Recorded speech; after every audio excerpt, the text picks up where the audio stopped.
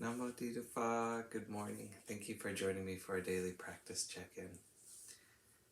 Listen, listen, listen.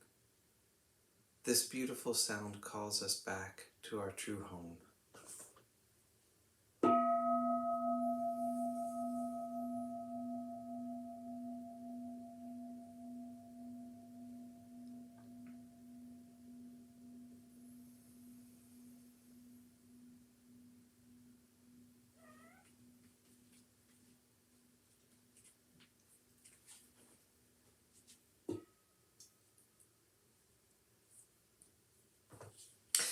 The fourth mindfulness training.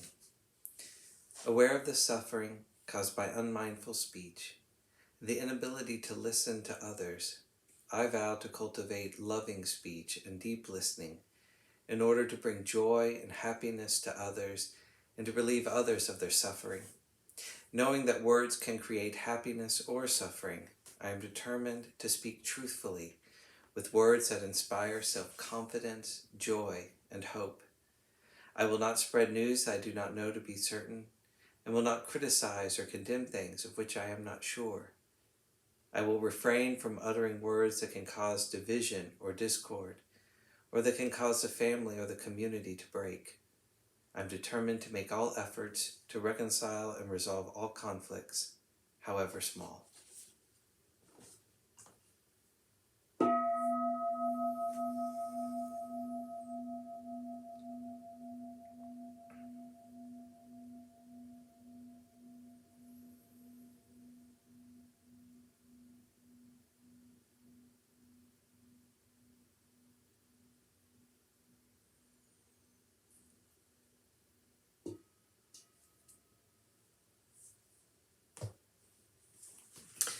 Our Dharma lesson today is by Ajahn Jatipalo, called Turning Inward with Patience. This is from Beginning Our Day, Volume 1, by the monastics of Abhayagiri Monastery.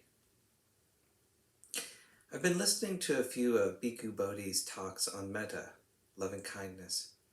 He explained that in many practice situations, metta can often be used with an external, outgoing energy and making a genuine wish for other people to be happy. However, there's also an internal response that can occur for us when we express metta in this way. I was surprised when Bhikkhu Bodhi mentioned that the word khanti, patience, is very closely related to the word metta. I hadn't recognized that before. I've given a few talks on metta, and when I do, I often receive questions from people concerned with external circumstances, such as, "It's so painful to be with this person," or, "When I'm in this situation, it's really difficult. How do you deal with that?" Most of the questions are directed toward the practice of loving kindness as a method for sending metta outward.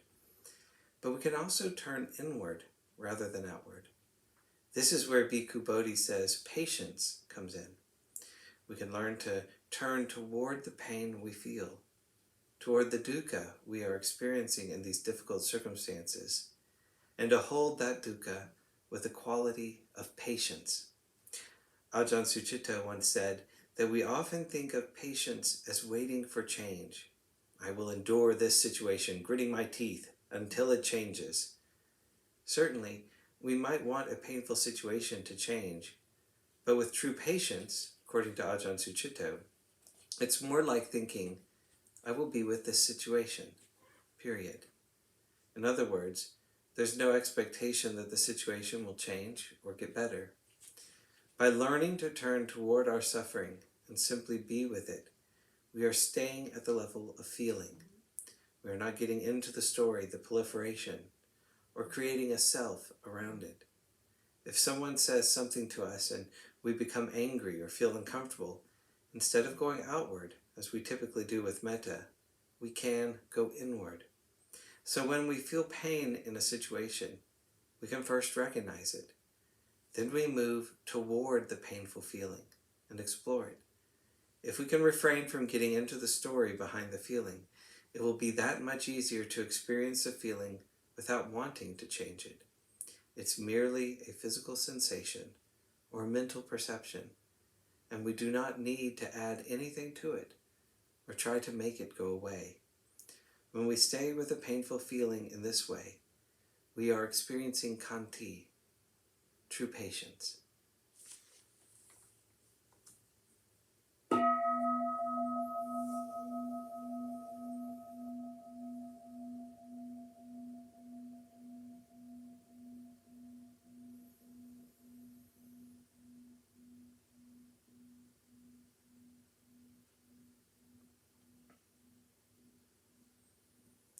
May all beings be well.